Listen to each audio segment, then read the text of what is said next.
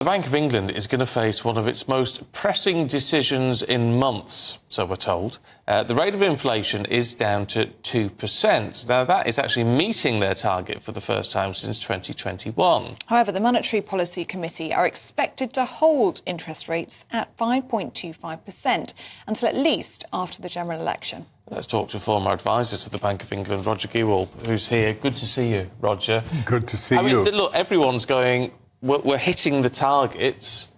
Why are interest rates, base rates, not coming down? Well, if I may, this is very much tied to, related to, and a part of what you and Tom have just been discussing. I mean, everything that each of you, particularly Tom, has said is absolutely true. And I'd like to preface my comments by referring to a fairly wild prediction that I went public with yesterday on social media, which is that the only way to synthesize all of these ridiculous factors that we're living with today, where we have a choice between continued incompetence and serious irresponsibility, whereas one of my followers posted a choice between stepping in dog muck and cat muck. The only way to reconcile those, and I've posted on X, formerly Twitter, with a video,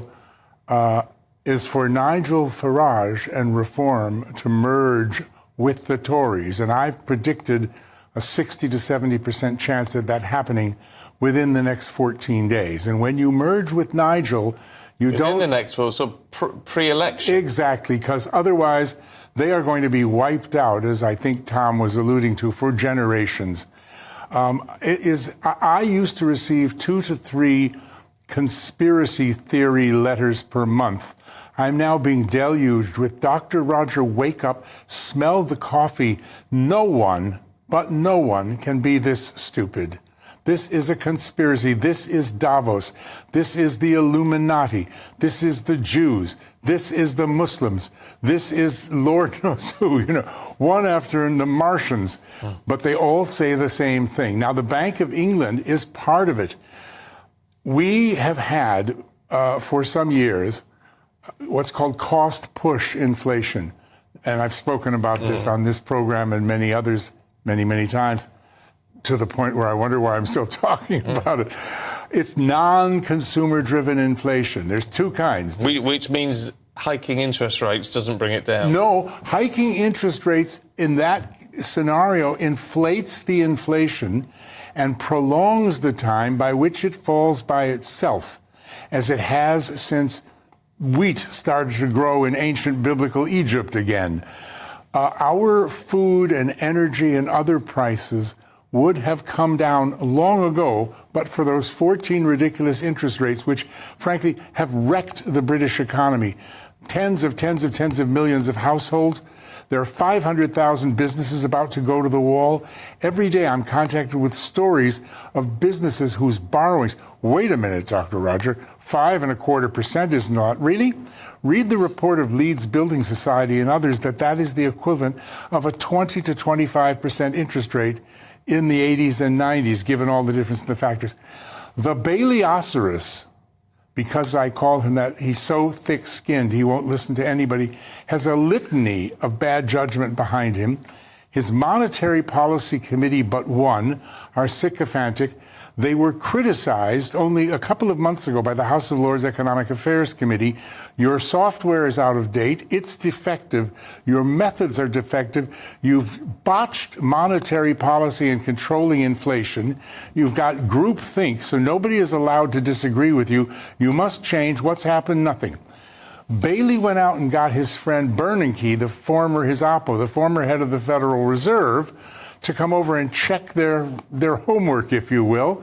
And everybody yelled cronyism. Why didn't you get Andy Haldane, the former chief economist of the bank for 30 years, who's right here in Britain? Well, that's because he doesn't think you should have been raising interest rates. Bernanke, instead of cronyism, takes a look, issues his report, and says, this is so bad that he actually drops his friend in it and says, your software doesn't work, your forecasts are horrible, the way you've handled inflation is dreadful, you've got groupthink, same thing as the... Still nothing has happened. Still, Fishy Rishi Sunak and Bates Motel Hunt, who, by the way, has not worked 24 hours in his life in any job involving money, finance, or banking, sit there and cheer on Bailey. We're fighting inflation. They're not. They're prolonging it. Finally, how does raising interest rates or keeping them level affect food prices, affect energy prices, and have anything to do with Houthis firing on shipping in the Red Sea? Heck, Roger. I mean, the problem with all of that is, I mean, because what is so confusing, I was going to say frustrating, but confusing is better, really, is that you've made these points time and time again, and when you explain them, it makes absolute perfect sense. However, if you're right, how can you be right in all of this and the Bank of England Monetary Policy Committee, which is meant to be the group of experts, all be wrong? Because as the Lords has said, and even as the Bailey-Osiris's bosom buddy, Ben Bernanke, said, you suffer from groupthink. You think diversity is having women and non-binary folks and people of color and this and no, diversity is people who disagree with you. There's nobody there except Ms. Dhingra who disagrees with them. He's surrounded by sycophants. He did the same thing at the Financial Conduct Authority, his previous job, where he is alleged in the Woodford scandal and the London and Capital debacle to have lost billions and hundreds of billions of pounds for investors by not acting when he should have and acting too late. I don't know how he got his job. My friend Alex Brummer, the longtime city editor of The Mail, said in an exclusive interview with me a few years ago, Mr. Bailey is not an economist and does not have the intellectual capacity for the job. That's on tape, anybody wants to see it. I mean, God knows what he's doing there, but he has been destroying this country for several years. Would you send a football manager onto the pitch for the 14th game with the playbook he used to lose the last 13? I mean, why couldn't they see that nobody's stopping him? And that's Sunak and Hunt, and instead they're cheering him on. Why? But how could they stop him when it's all in? I mean, yeah, because Gordon Brown gave him total independence in 1997. There are still ways, politics is all about compromise. If you do this, we'll do that. But, we're living, as Tom alluded, we're living in an alternative Alice in Wonderland, Emperor's New Clothes universe.